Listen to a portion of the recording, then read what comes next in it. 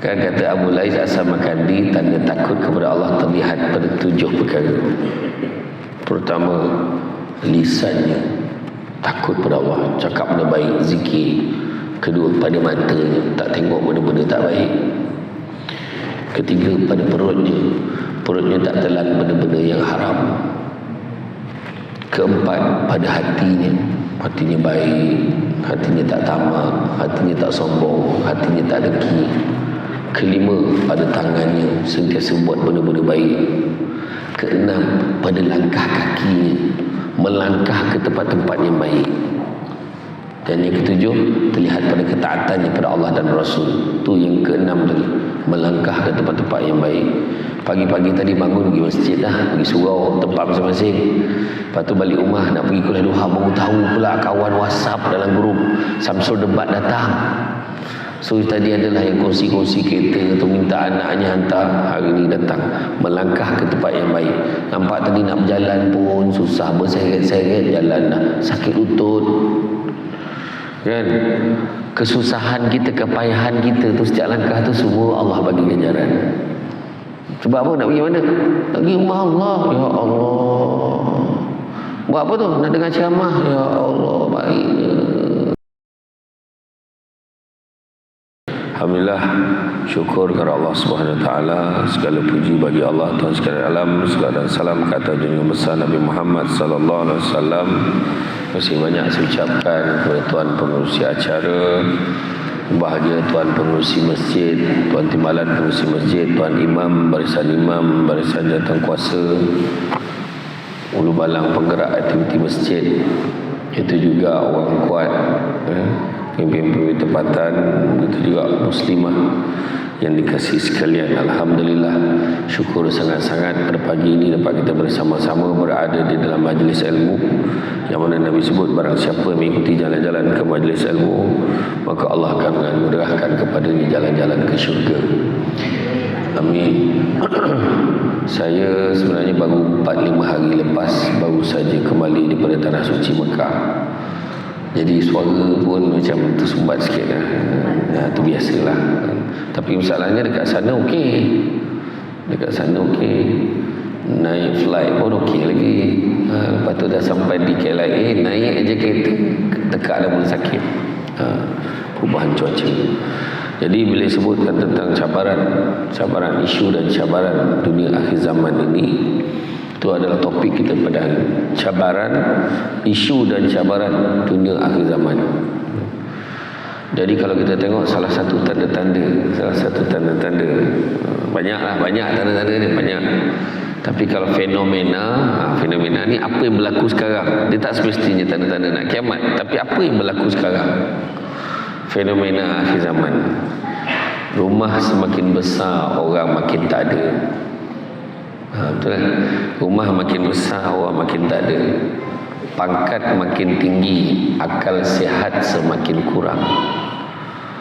Perubatan semakin canggih, penyakit semakin banyak. Melancong satu dunia, jiran sebelah rumah pun tak kenal. Pendapatan semakin meningkat, ketenteraman jiwa semakin kurang. Kualiti ilmu semakin tinggi, kualiti emosi semakin kurang. Jumlah manusia semakin ramai, kemanusiaan semakin kurang. Pengetahuan semakin tinggi, kearifan semakin tak ada. Wah, nampak tak? Pengetahuan tinggi, belajar tinggi, tetapi kearifan macam tak pandai je. Bila pegang jawatan tertentu, bodoh terus. Contohlah, saya tak merujuk sesiapa lah, tapi itu pun tanda akhir zaman. Kemudian semakin banyak teman di media sosial, teman sejati dah makin tak ada. Rakan media sosial, rakan Facebook, rakan media maya dia, TikTok dia, follower ramai. Kan? Minuman semakin banyak, air minuman semakin banyak, air bersih semakin berkurangan. Pakai jam tangan mahal tapi tak pernah tepat waktu. Ilmu semakin tinggi, adab semakin tak ada. Belajar semakin mudah belajar sekali. Online pun boleh belajar. Guru semakin tidak dihargai. Belajar semakin mudah, guru semakin tidak dihargai. Teknologi, informasi semakin canggih, fitnah dan aib semakin tersebar. Cuba kita tengok kebelakangan ni banyak terjadi fenomena alam mahupun peristiwa yang menurut kebanyakan sarjana menggambarkan bahawa itu merupakan tanda-tanda kiamat telah pun hampir. Pelbagai peristiwa antaranya timbul pelbagai bencana alam. Contoh, gunung berapi meletus, gempa bumi, banjir di bendang, bencana-bencana alam menimpa pelbagai penjuru dunia. Dekat Malaysia tanah runtuh jangan cakaplah. Di Turki kita tengok macam mana kan, yang hari tu tiba-tiba banyak bangunan runtuh, dia bergerak runtuh. Kemudian bahkan beberapa waktu yang lalu banyak isu merebak memberitahu ini tanda nak kiamat ni, termasuklah sekarang peperangan di Israel dan Palestin. Kan, itu sebabnya bila tanya pada tentera Palestin daripada dulu, bila tanya dia, kenapa kamu berlawan lagi? Kan, dia kata Islam akan menang. Bila? Dia tanya pada tentera Palestin. Tentera Palestin jawab apa? Soon, tak lama lagi. Dia ayat tak lama lagi ni dah lama dia orang sebut. Dan kalau kita tengok tentera-tentera siapa yang pergilah, pernah pengalaman pergi Palestin, dia boleh nampak tentera-tentera Palestin walaupun dia bersenjata, walaupun dia berperang, tapi sangat beradab dengan kanak-kanak dan orang tua. Dia tak pernah tinggi suara kita, oh saya ni askar, tak ada, dia tak. Dia akan berlemah lembut, bergurau dengan kanak-kanak tu.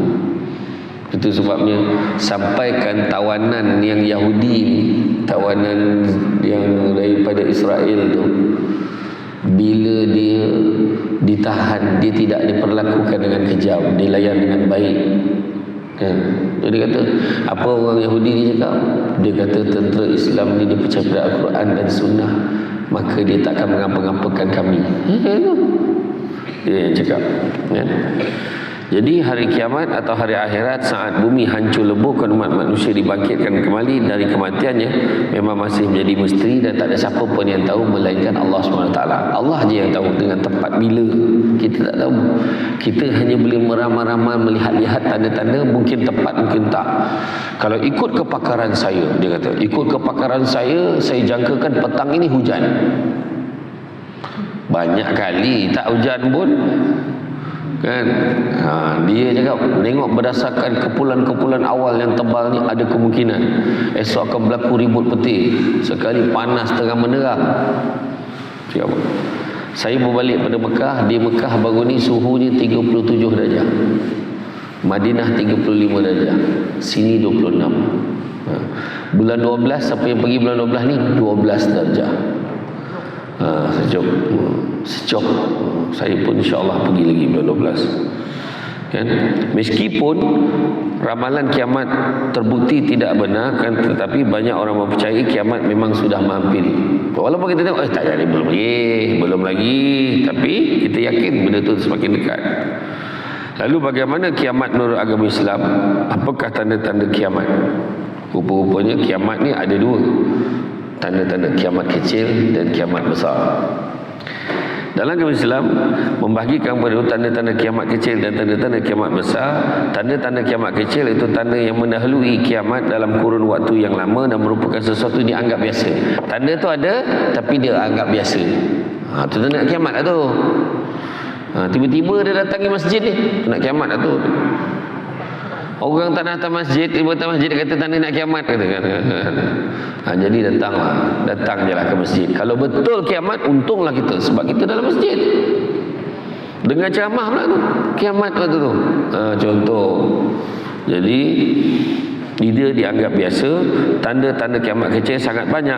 Bahkan tanda-tanda itu boleh didapati dalam kehidupan kita di saat ini. Dan beberapa tanda tersebut sudah ada sejak zaman para Nabi Muhammad SAW dan para sahabatnya. Dah ada dah tanda masa zaman Nabi. Okay. Contoh, diutuskan Nabi Muhammad SAW sebagai Rasul. Itu juga tanda-tanda nak kiamat. Itu tanda kiamat kecil. Wafatnya Nabi, itu pun tanda kiamat telah hampir. Ingat tak peristiwa Isra wal Mi'raj? Kan Nabi naik burak, kemudian Nabi nampak berapa banyak peristiwa ajaib. Salah satunya Nabi nampak seorang perempuan tua bongkok 3. Apa kata Jibril? Wahai Muhammad, itulah dunia. Dah tua sangat dah, tunggu masa nak kiamat. Bayangkan kalau zaman Nabi dah tunggu masa nak kiamat, zaman kita lebih lagi dekat dah nak kiamat. Ya. Dan begitu juga Nabi Muhammad SAW adalah Nabi terakhir dan tidak akan ada Nabi lagi selepas Nabi kita. Makna itu juga adalah merupakan tanda kiamat kecil. Apakah tanda-tanda kiamat kecil yang lainnya? Saling berlumba-lumba meninggikan bangunan, itu tanda-tanda kiamat kecil. Nah, kiamat itu banyak betul, berlumba-lumba buat bangunan. Tak payah tengok tempat lain, tengok dekat Arab Saudi je cukup lah. Tengok kat Mekah, berlumba naik lagi hotel, naik lagi hotel, naik lagi hotel. Nampak? Dekat sini ada tak? Ada berlumba-lumba bina masjid. Berlumba-lumba bina masjid. Ya, repair satu hal, dibuat masjid baru ni. Kadang-kadang satu taman perumahan tu dekat-dekat dengan masjid dengan surau. Nampak? Ada berlumba-lumba. Buat berlumba-lumba untuk membuat masjid, dan masjid tu pula bukan hanya dia buat dengan cantik dan mahal sekali. Akhirnya orang tak ada. Buat masjid lawa-lawa, orang tak ada. Nak tengok ni kira ramai ni Samsul Debat ini last minute ni, belum cakap awal-awal lagi tu. Kalau cakap awal jam sampai ke jalan tu, duduk dengan jamaah kan. Tapi tak, sebenarnya kita kena pastikan diri kita datang ke masjid bukan apa, dekatkan diri kita. Sebab mudah-mudahan kita mati dalam keadaan kita terbabit dengan masjid. Contoh, masa bila dia meninggal tengah bersiap lagi masjid. Masa bila dia meninggal tengah semayang kat masjid. Masa bila dia meninggal dia bawa balik dari masjid, ceritanya elok. Nampak tak? Daripada bila dia meninggal bawa balik daripada tempat urut. Masa bila dia meninggal bawa balik daripada kelab dandut. Kan tak elok cerita tu. Biarlah balik daripada masjid kan. Kan kata Abu Lais As-Samarkandi, tanda takut kepada Allah terlihat pada 7 perkara. Pertama, lisannya takut pada Allah, cakap benda baik, zikir. Kedua, pada matanya tak tengok benda-benda tak baik. Ketiga, pada perutnya tak telan benda-benda yang haram. Keempat, pada hatinya baik, hatinya tak tamak, hatinya tak sombong, hatinya tak dengki. Kelima, pada tangannya sentiasa buat benda-benda baik. Keenam, pada langkah kakinya melangkah ke tempat-tempat yang baik. Dan yang ketujuh, terlihat pada ketaatannya pada Allah dan Rasul. Tu yang keenam tadi, melangkah ke tempat-tempat yang baik. Pagi-pagi tadi bangun pergi masjid dah, pergi surau tempat masing-masing. Lepas tu balik rumah nak pergi kuliah duha, baru tahu pula kawan WhatsApp dalam grup Samsul Debat datang.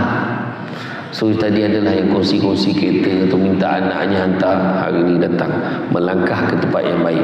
Nampak tadi nak berjalan pun susah, berseret-seret jalan dah, sakit lutut kan. Kesusahan kita, kepayahan kita tu, setiap langkah tu semua Allah bagi ganjaran. Sebab apa? Nak pergi mana?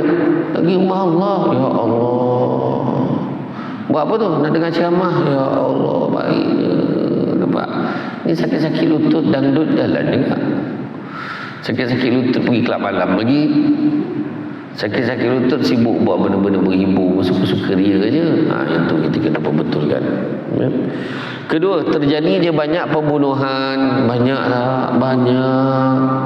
Marah sikit bunuh, cekik. Semalam apa? Sebelih kepala bapak sendiri. Semalam yang seorang tu menantu sembelih mak mentua dia. Dia sembelih menantu dia sebab menantu dia tak masak nasi. Dia lapar. Berlaku pembunuhan. Ketiga, waktu yang berlalu terasa semakin singkat. Betul tak? Betul ke tak? Betul. Baru je lagi raya itu rasa ni dah nak puasa dah. Dah nak puasa, haji-hajah nak puasa dah. Ni dah bulan 11. Bulan 12, 1, 2 dah puasa. Bulan 3, bulan 2 dah puasa. Hujung bulan 2 dah puasa. Bayangkan ya Allah, macam baru lagi puasa, dah nak puasa balik. Tiba-tiba, ayat tiba-tiba yang mahal. Tiba-tiba dah tua, dia kata. Macam tak sedar diri, tiba-tiba dah tua. Iyalah, saya pun rasa dah tua. Dah mula rasa batuk lagi banyak pada bercakap. Aduh, dah tua dah saya. Tiba-tiba anak dah nak peksa. Macam tu lah, dah tua dah. Kalau saya ikut usia arwah abah saya lah. Arwah abah saya meninggal dunia ketika usianya berumur 50 tahun. Dia demam panas hari ni. Lepas tu doktor cek darah dia tinggi, doktor semua ward. Bila kat ward, dia cakap dengan adik saya, dia cakap kat mak saya, dah pergi balik. Jangan risau, esok balik dia kata. Esok tu dia balik, dah jadi jenazah dah balik, arwah dah. Sebab dekat hospital tak sakit apa, darah tinggi sikit je, pembuluh darah dia tiba-tiba pecah. Usianya 50 tahun. Dia cakap apa? Kata apa? Makna kalau saya ikut umur ayah saya 50 tahun meninggal, makna saya ada tak sampai 10 tahun lagi nak hidup. Kalau saya ikut ayah saya, mungkin cepat lagi. Ada seorang tu datang, pasangan suami isteri datang jumpa saya. Waktu ceramah di Wangsa Maju KL. Dia jumpa saya lepas isyak. Dia kata lah, saya ingat ceramah lepas isyak. Dia kata, dia lambat sikit. Tak apalah, dapat bawa hajat anak saya jadilah. Dapat jumpa ustaz. Anaknya mana? Anak baru je meninggal. Anaknya nak sangat jumpa saya, tapi tak sempat jumpa, anaknya meninggal. Anaknya meninggal usia berapa? 11 tahun. Meninggal macam mana? Dalam tidur. 11 tahun meninggal dalam tidur. Bila tanya balik, setiap malam dia tak pernah miss tengok Samsul Debat. Dia tengok YouTube Samsul Debat. Tapi janganlah bawa cerita. Kalau kau nak mati, kau tengoklah video dia. Jangan macam tu lah. Bukan sebab itulah. Tapi makna kata dia ni setiap malam tengok majlis ilmu. Okey. Keempat, sering terjadi bencana alam seperti gempa bumi, tanah runtuh dan lain-lain dan sebagainya. Betul. Banyak tragedi sekarang yang pelik-pelik, angin apa, kepala air lah, apalah. Tiba-tiba hari tu yang 9 beranak hilang. Kan dia hanyut kali kepala air tadi, seorang hanyut sampai bawah, jauh-jauh dah semua.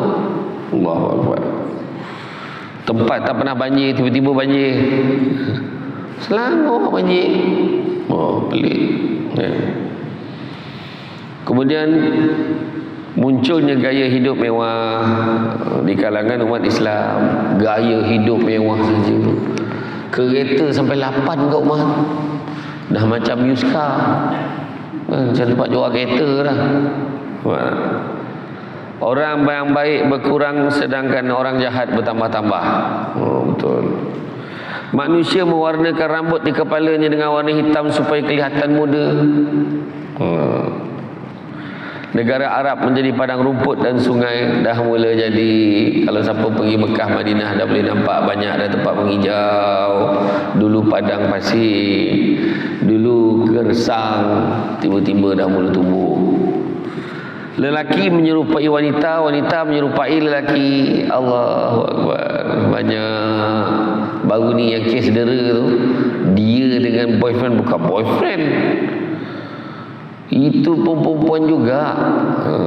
Yang seorang lagi tu pula dah elok-elok lahir senapang, sibuk nak tukar, nak buang, nak jadi perempuan. Kau dah senapang tu senapang ajalah. Kan? Ada. Apa dia suka? Ini naluri kita. Dia orang bergaduh sesama dia dekat luar negara tu. Bergaduh. Perempuan-perempuan lah. Laki-laki lah. Kenapa sibuk nak jadi perempuan? Dia kata jiwa kami jiwa perempuan. Dengan misai, dengan janggut. Lepas tu buat dada. Gila betul. Heran kan manusia ni. Kalau saya lah, saya tak sanggup tengok diri saya macam tu. Dan begitu juga bulan sabit terlihat besar. Tiba-tiba bulan sabit dulu kecil, tiba-tiba nampak besar. Tu tanda-tanda Tanda-tanda akhir zaman. Tanda-tanda kiamat besar. Tadi kiamat kecil, kiamat besar. Kiamat besar tidak akan terjadi sebelum muncul beberapa tanda-tandanya. Sesuai dengan sebuah hadis dari Huzaifah bin Asid Al-Ghifari radhiyallahu anhu, dia berkata, telah datang kepada kami Rasulullah SAW dan kami pada waktu itu sedang berbincang-bincang. Lalu baginda bersabda, apa yang kamu berbincangkan? Kami menjawab, kami sedang berbincang tentang hari kiamat. Lalu Nabi SAW bersabda, tidak akan terjadi hari kiamat sehingga kamu melihat 10, kamu melihat sebelumnya 10 macam tanda-tandanya. Takkan berlaku kiamat selagi kamu tak nampak 10 tanda-tanda sebelumnya. Apa kata dia? Asap, Dajjal, binatang besar, terbit matahari dari tempat tenggelamnya, turun Isa bin Maryam alaihissalam, Ya'juj dan Ma'juj, 3 kali gempa bumi, sekali di timur, sekali di barat, dan ketiga di semenanjung Arab, yang akhir sekali adalah api yang keluar dari arah negeri Yaman yang akan menghalau manusia kepada mahsyar mereka. Hadis riwayat Muslim. Jadi 8 tanda kiamat besar menurut Rasulullah. Pertama, asap. Tanda kiamat besar munculnya asap atau dukhan yang akan keluar dan mengakibatkan penyakit yang seperti selsema di kalangan orang-orang beriman dan akan mematikan semua orang kafir. Kedua, munculnya Dajjal. Tanda-tanda kiamat besar kedua, Dajjal diceritakan hanya memiliki 1 mata dengan mata sebelah kanan buta. Diceritakan bahawa ia akan membawa fitnah besar yang akan merenggut keimanan sehingga banyak orang yang akan mendengar seruannya. Orang percaya pada benda-benda fitnah ni daripada benda-benda betul. Ketiga, binatang besar. Dalam Quran menyatakan akan ada binatang besar yang hadir di bumi untuk menunjukkan kekuasaan Allah, dan apabila perkataan telah jatuh ke atas mereka, kami keluarkan sejenis binatang melata dari bumi yang akan mengatakan kepada mereka, sesungguhnya manusia tidak yakin kepada ayat-ayat kami. Surah An-Naml ayat yang ke-82. Keempat, matahari muncul dari barat. Tanda-tanda kiamat besar yang keempat ni, iaitu matahari akan muncul dari arah matahari terbenam. Tiba-tiba je. Kemudian tanda-tanda kiamat besar lagi, turunnya Nabi Isa alaihissalam. Dalam surah Al-Imran ayat ke-55 mengatakan bahawa Nabi Isa tidaklah dibunuh oleh orang-orang Yahudi, melainkan Allah mengangkat Nabi Isa ke langit saat hari kiamat besar terjadi. Nantinya Nabi Isa diturunkan kembali untuk membunuh Dajjal. Ya'juj dan Ma'juj. Ya'juj dan Ma'juj adalah 2 suku yang akan muncul pada akhir zaman. Mereka dikisahkan memiliki kekuatan sebagai perosak dan penghancur kehidupan muka bumi, dan mereka akan berperang melawan Nabi Isa beserta pasukannya di Bukit Tursina. Kemudian penenggelaman bumi. Penenggelaman bumi, tenggelam. Bandar-bandar utama di dunia sekarang tengah risau. Air dah mula naik, paras air sungai dah naik. Kan, bila paras air sungai bukan hanya naik, dia bakal menenggelamkan bandar-bandar utama dalam dunia dalam tempoh 50 ke 100 tahun. Dia dah bagi buat ramalan dah di barat. Tapi sebenarnya memang nampak, kita nampak air cantik ya dekat bandar dia orang kan. Tapi sebenarnya dia punya ni makin naik, dia punya ketinggian dia, kedalaman dia semakin naik. Dan pada hari kiamat akan terjadi penenggelaman daratan di muka bumi meliputi bahagian bumi, bahagian barat, timur serta juga wilayah-wilayah Arab. Kemudian munculnya api yang mengumpulkan manusia. Kiamat terjadi ketika api keluar dari Yaman akan mengiring manusia ke Syam. Sesuai dengan hadis, kiamat tidak akan terjadi sampai keluar api di tanah Hijaz yang akan menerangi leher-leher unta daerah Busra. Hadis riwayat Bukhari dan Muslim. Peristiwa akhir zaman banyak dikhabarkan. Kalau dengan kita membaca hadis-hadis Nabi Rasulullah SAW, kerana baginda mahu kita mempersiapkan diri kita dan juga nak memberitahu kepada kita supaya bersedia menghadapi hari kiamat yang menjadi rahsia Allah. Kiamat kecil, satu lagi kiamat kecil ke mana? Kubur.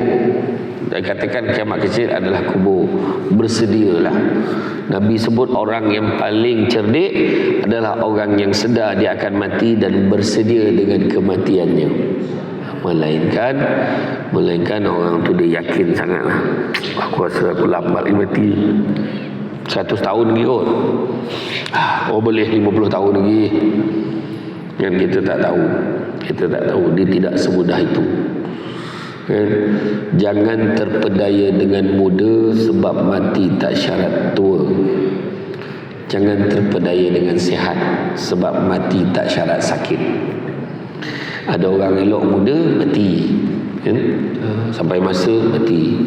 Dia mati ni pula bukannya ikut yang kita cakap. Tu sebabnya Nabi kata Kalau berhimpunlah makhluk-makhluk seluruh dunia ingin memberikan manfaat kepada kamu, nescaya kamu tidak akan mendapatkannya melainkan apa yang telah ditentukan untuk kamu oleh Allah Ta'ala.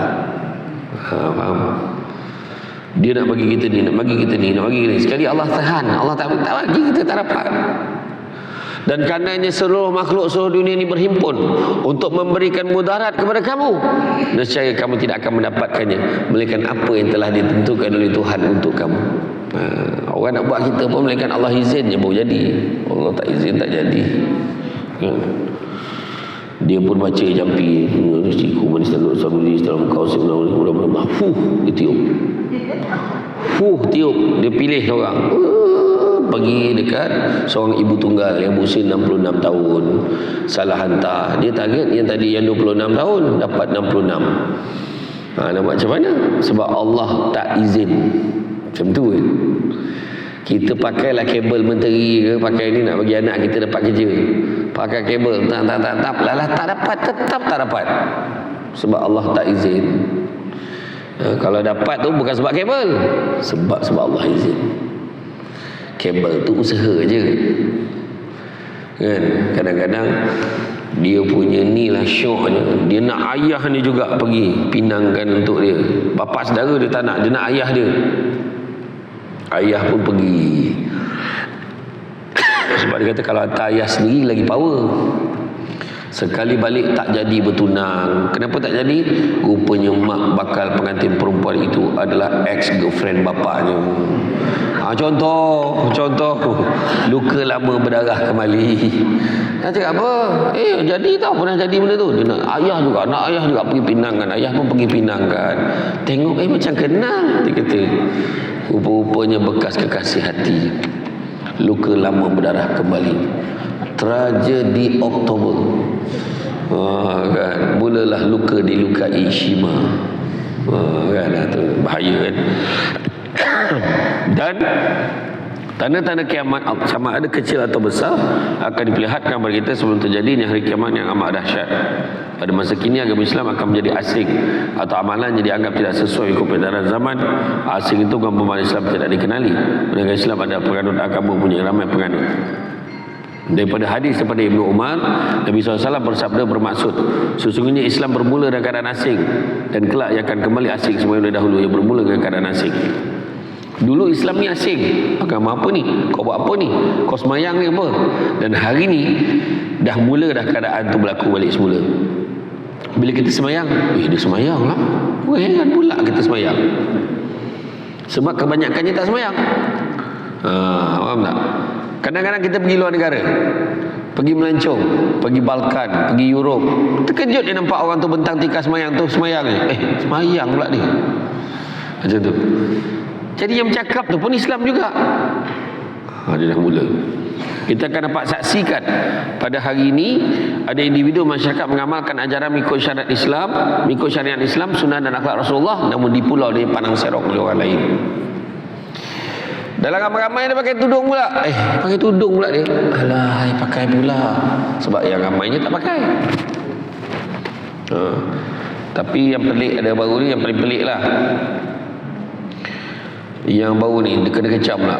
Pakai tudung, berhijab, bernikab ni. Berjoget pula. Aduh, pening balik. Aduh, sakit pun. Saya tak tengok. Ada orang share kat saya. Isteri saya tunjukkan. Tengok.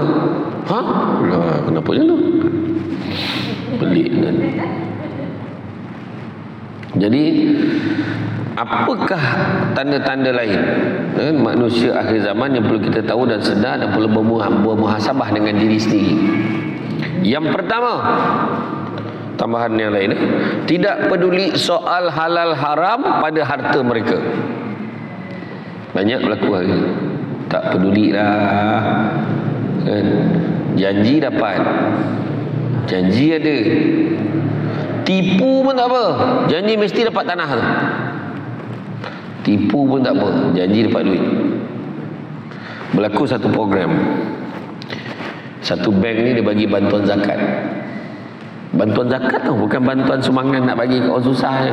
Ni bantuan zakat. Maka zakat ni patut bagi pada orang yang benar-benar layak terima. Dalam majlis yang sama, seorang lelaki ni dia kata isterinya meninggal dunia. Yang perempuan tu cakap suaminya sakit tenat, lelaki bini dapat sumbangan duit zakat. Ya Allah. Tak peduli soal halal haram pada harta, termasuk tipu umrah. Ambil duit orang, tipu orang tak dapat pergi umrah. Urusan agama tipu ni. Sumbangan ke Gaza Palestin, ingat betul semua tu? Tak, ada yang tak betul. Ada. Kutip duit banyak, minta dengan Datuk ni, minta dengan YB ni, minta ke sumbangan daripada ni, persatuan-persatuan NGO pun bagi, buat program, ambil duit tak sampai pun ke sana. Ada. Tak peduli soal halal haram, bekerja tipu klaim,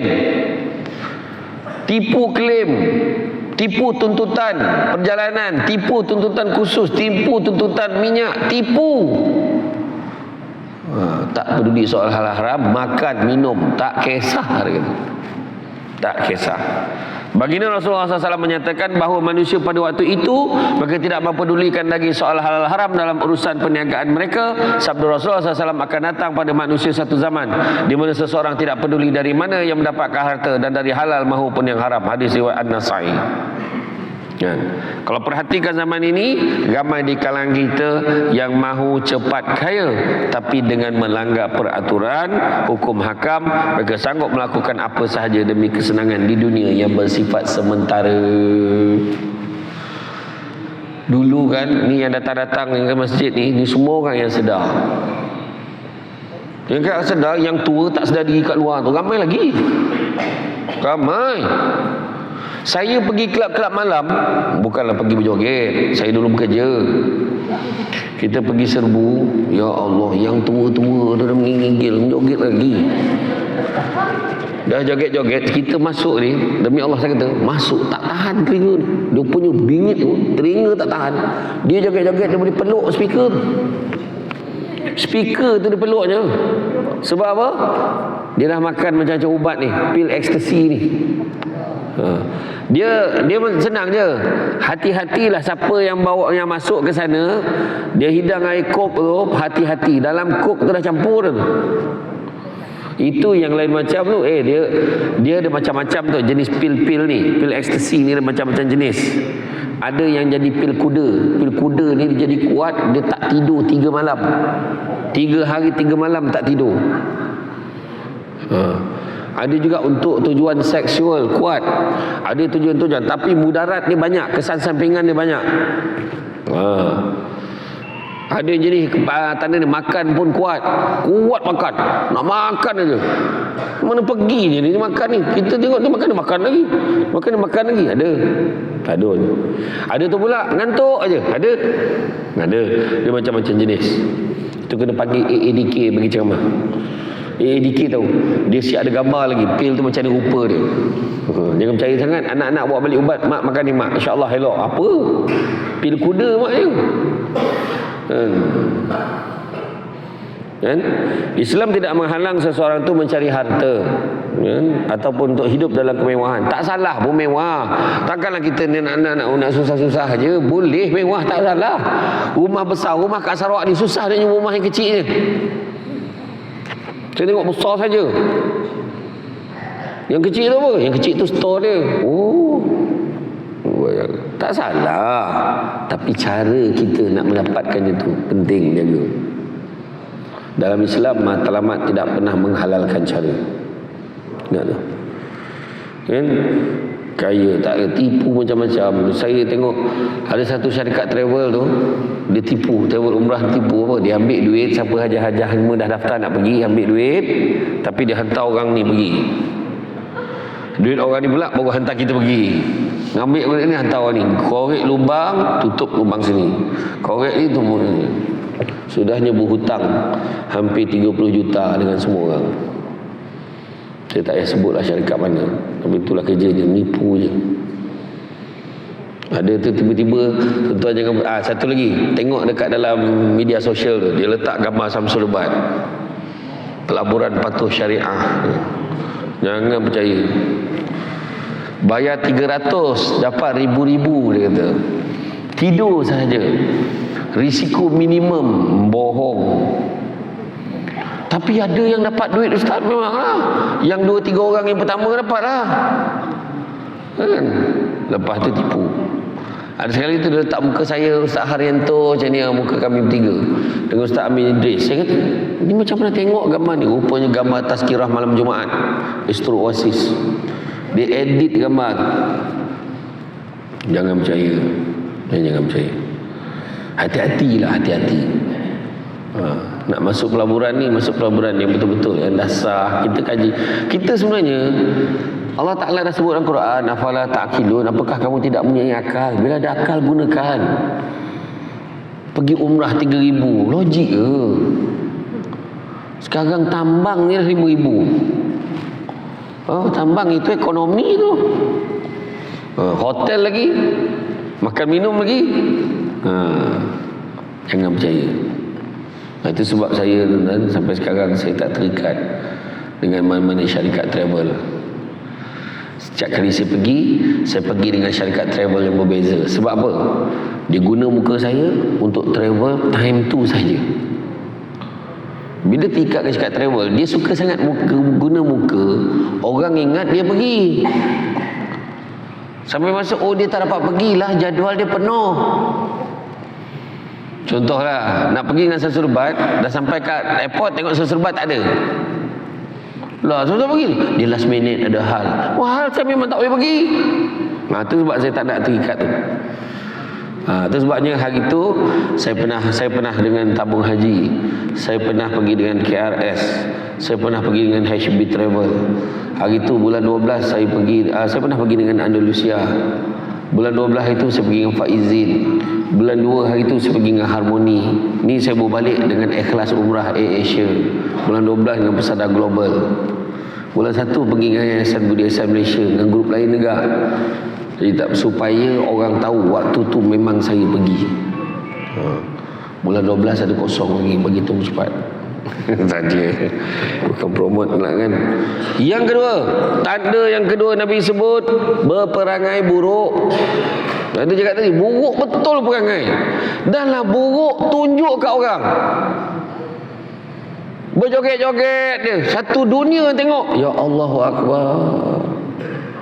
Berjoget buruk dengan badan gemuk, pakai pula baju ketat-ketat, tunjuk-tunjuk dekat orang. Bangga pula tu, menjatuhkan diri sendiri, mengaibkan diri sendiri.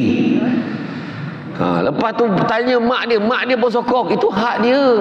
Mak dia pun macam tu.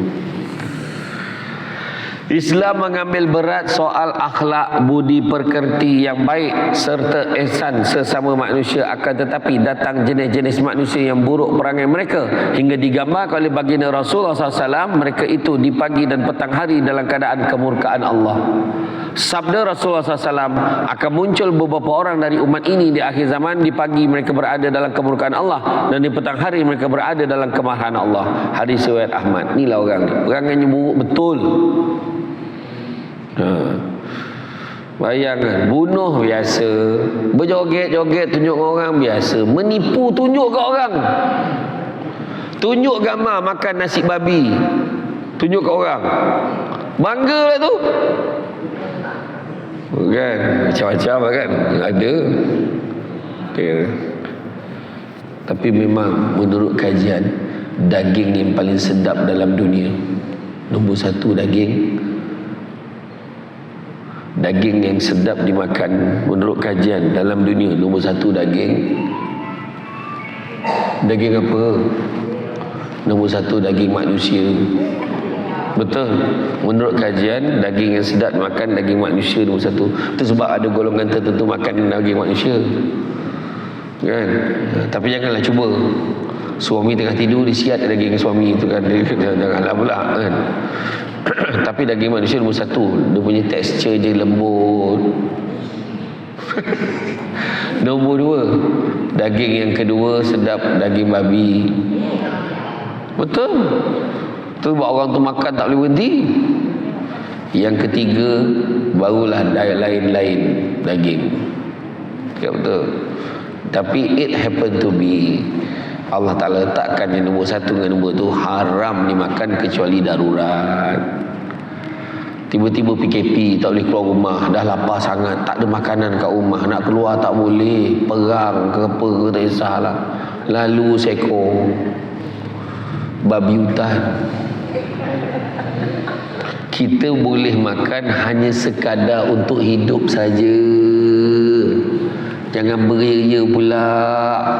Hidung ni buat masak lemak cili api, peha masak kicap,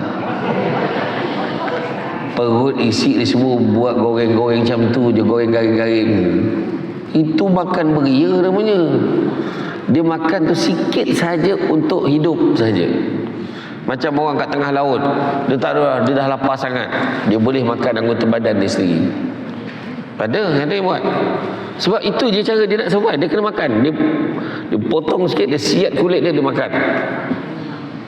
Tak, benda ni berlaku. Dia tengah laut memang terpaksa. Apa benda ni nak makan? Tapi tak adalah makan bersungguh-sungguh. Gerap sedap pula, gerap tak ada.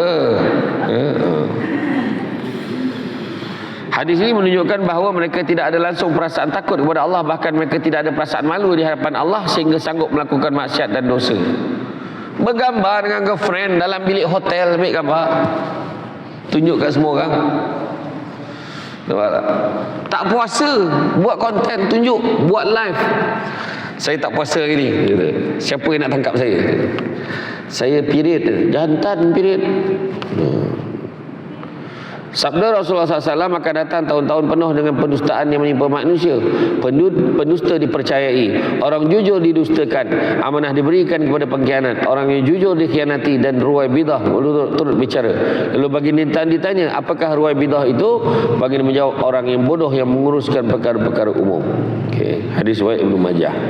Yang ketiga, tanda-tandanya, orang-orang bodoh menguruskan urusan umum. Orang tu tak ada ilmu, tapi dia yang jaga kebajikan orang ramai. Macam mana? Tu sebabnya nak lantik menteri, kena lantik yang layak-layak. Contoh, nak cari contoh, boleh tak masjid kita lantik bendahari untuk orang yang tak pandai mengira? Mana boleh?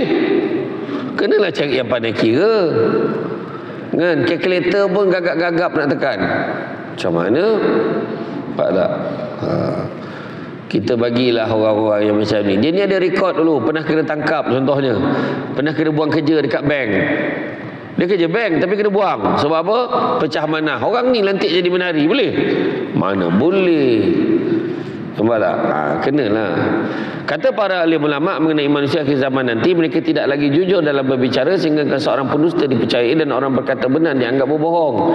Ini semua disebabkan kerana kurangnya ilmu pengetahuan dan jauh daripada ajaran Islam. Sabda Rasulullah SAW, akan datang tahun-tahun penuh dengan pendustaan menimpa manusia, pendusta dipercayai, orang jujur didustakan, amanah diberikan pada pengkhianat, yang jujur yang jujur dikhianati, dan ruwai bidah turut bicara. Itu tadi. Orang-orang ruwai bidah ni orang bodoh yang diberikan menguruskan perkara-perkara umum. Maka kita nak berhati-hati dengan pendusta yang berada di sekeliling kita. Adalah menjadi kewajipan umat Islam pada waktu itu untuk tidak mengikut apa dikatakan oleh mereka, serta perlu sentiasa mencari kebenaran dan jangan sesekali meninggalkan mereka tanpa nasihat-nasihat yang baik supaya mereka tidak melakukan pendustaan. Jadi mana kata hati-hati. Kadang-kadang dia boleh tipu kita, sumbangan itulah sumbangan ni. Jadi ada satu sumbangan yang confirm tak menipu, iaitu datanglah ke Darul Naim. Betul kan? Masjid Darul Naim, tabung-tabung yang ada ni confirm bukan scammer. Masukkan duit. Iya. Nanti kan ada orang bila dah mati, kalau kita baca kitab-kitab lama, dia terkejut tengok kubur dia besar. Kenapa pula kubur aku ni besar? Nak kata rajin sangat semayang, tak ada. Contohlah, kenapa besar sangat kubur aku ni? Dulu semayang macam biasa je. Lepas tu kata malaikat, sebab dulu kau pernah sekali kau dengar ceramah Samsul Debat, kau dengar pasal sedekah dekat tabung, kau pun masukkan. Masa tu kau masuk RM10. Dan masa tu kau ikhlas, tu sebab kubur kau besar. RM10 besar ni kubur aku. Kalau aku tahu, aku bagi semua hartaku. Tapi dah terlambat. Jadi untuk makluman semua, tabung masjid ni ada dekat di luar. Punya hebat masjid ni, tabung tak keluar. Dia tak kisah pun, curi-curi lah. Hebat masjid ni. Masjid lain dah masuk dalam, siap peti besi tu. Ini letak luar, hebat tu. Jadi masukkanlah duit. Jangan bertukar tabung dengan peti cadangan. Di bantainya tulis, harapnya pihak masjid dapat selalu panggil Samsul Ubat. Masuk dalam tabung. Salah, itu masuk duit. Tempat tabung masjid masuk duit, ya. Tak ada RM1 masuk RM10. Tak ada RM10 masuk RM50. Tak ada RM50 masuk RM100. Kalau tak boleh juga ni, gelang rantai ni rungut kan, buat bagi tahulah. Tahu lah pihak masjid tukar nampak berapa. Iya. Ataupun handphone tu bagi, biar di format kan. Tinggal satu je phone untuk ambil gambar. Nanti share dengan semua. Perempuan ni tak percaya ambil gambar. Gambar ramai, dipotong tinggal berdua. Tak padan dengan tua. Cemburu suami dia dekat saya. Tu masalah. Masalah. Lepas ni boleh ambil gambar, tak ada masalah. Okey. Gambar tegak RM50, gambar rebah RM100. Masuk dalam tabung masjid. Okey. Kemudian apa lagi? Yang keempat, ilmu akan diangkat. Ilmu dapat membezakan antara perkara yang hak dan yang batil. Dengan adanya ilmu, maka seorang itu akan sentiasa selamat daripada sebarang perkara yang memudaratkan. Kerana itulah pada akhir zaman nanti ilmu akan diangkat dengan kematian para alim ulama yang bersungguh-sungguh dalam menyampaikan ilmu. Rasulullah SAW telah bersabda tentang tanda-tanda kiamat, ilmu agama dicabut, banyaknya bencana, kebakhilan bermaharajalela, dan banyaknya al-harj. Para sahabat bertanya, apakah itu al-harj? Maka Rasulullah SAW menjawab, pembunuhan. Maksud pembunuhan itu makna kematian orang yang berilmu, seorang-seorang ambil kan. Kemudian begitu juga, oleh demikian kita diminta sentiasa berpegang teguhlah kepada Al-Quran dan Sunnah, yang mana manusia sudah mula jauh daripada kedua-duanya. Oleh itu menjadi tanggungjawab kita untuk sentiasa mempersiapkan diri agar tidak terjerumus ke dalam fitnah yang boleh meruntuhkan tahap keimanan kita. Jadi makna kena hati-hati. Akhir zaman ni pelik-pelik banyak lagi tanda. Seorang ibu melahirkan tuannya. Itu pun ya juga tanda-tanda akhir zaman ni. Seorang ibu melahirkan tuannya. Apa maksud dia? Anak ni jadikan mak ni macam orang gaji dia. Anak minta tolong, mak boleh tak tolong jaga anak saya? Tolong jaga. Nanti saya bagilah mak bulan-bulan. Bagi maknya 1,000 sebulan, 500 sebulan. Lepas tu marah, kan saya dah bayar duit dengan mak. Mak jaga je lah. Siapa jadi tuan tu? Anak jadi tuan. Mak tak masak ke? Saya lapar, mak tak nampak. Takkan mak tak faham, saya ni lapar ni. Mak ni siapa?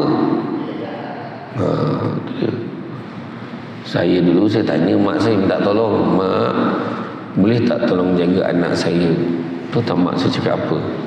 Aku dah penat jaga engkau, nak jaga anak kau pula, kau jagalah sendiri. Macam tu mak saya cakap. Betul tak? Jadi kita, tapi kalau setakat sekali-sekala minta jaga sekejap hari ni nak keluar ada urusan, tak ada masalah. Tapi kalau betul lah, kalaupun minta mak kita jaga bulan-bulan, kalau kita bagi duit tu, mak ni duit bulan ni saya tahu tak cukup kalau dibandingkan apa yang mak buat untuk saya dan anak-anak. Tahulah mak tu seronok. Lepas tu bagi RM50, lagi tak seronok. Tadi mula mana boleh. Sekarang barang dah lah, anaknya makan kuat, beras habis cepat, bagi duit RM50. Apa benda tu? Kedemut, kedekut campur kemut.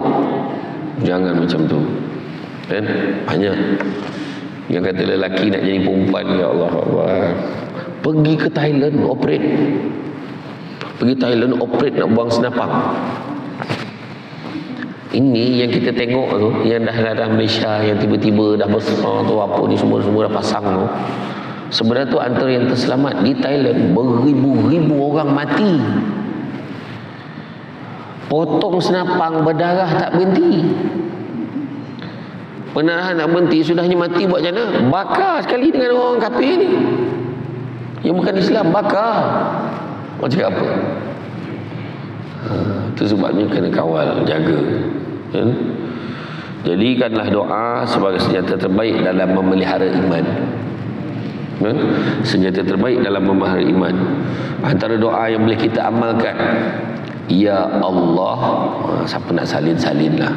Ya Allah, sesungguhnya aku berlindung kepadamu daripada azab kubur, daripada azab neraka jahanam, daripada fitnah kehidupan dan setelah mati, serta daripada kejahatan fitnah dan al-masih al-dajjal.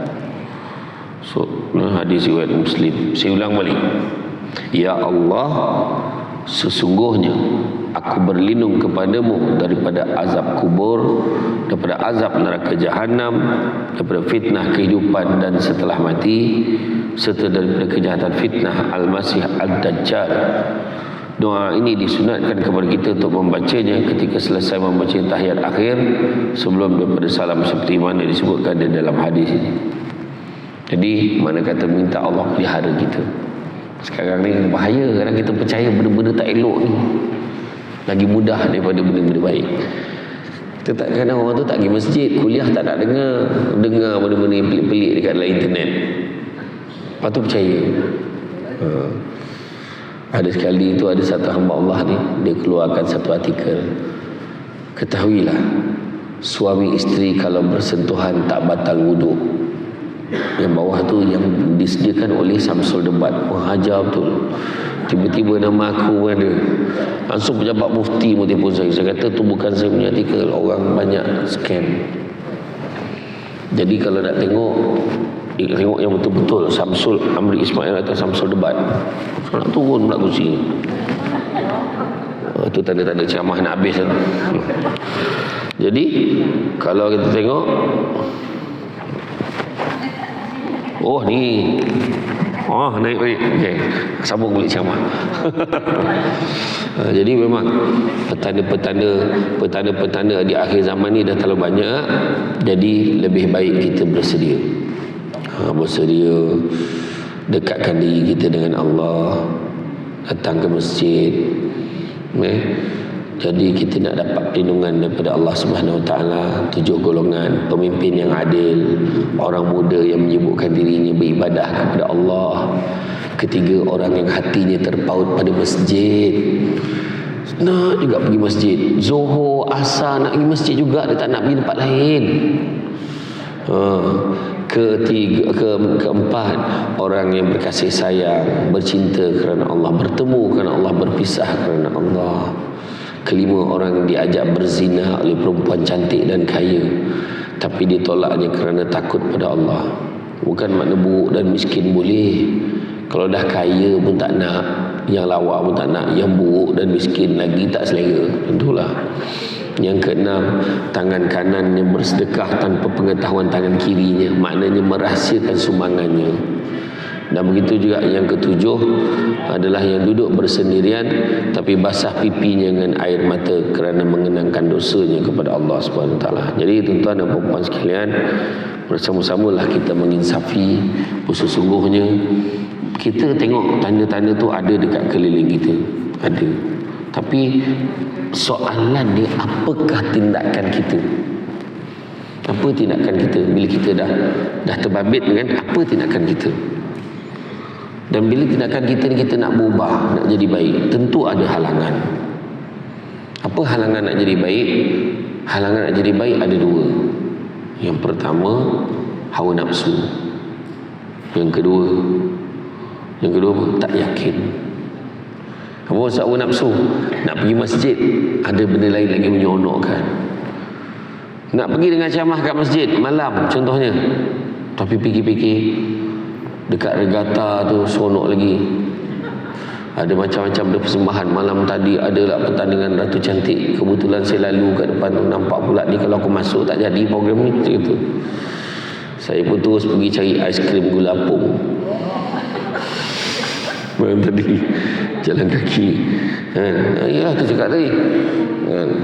Jadi memang pertama hawa nafsu. Rasa-rasa tak pergi apa, kita kita tengah dengar Allahu Akbar, Allahu Akbar, dah azan dah, tapi hawa nafsu nak tengok drama. Tengok drama, tengok seronok pula drama ni. Nantilah kejap lagi lah hawa nafsu. Kedua tak yakin ni sebab apa?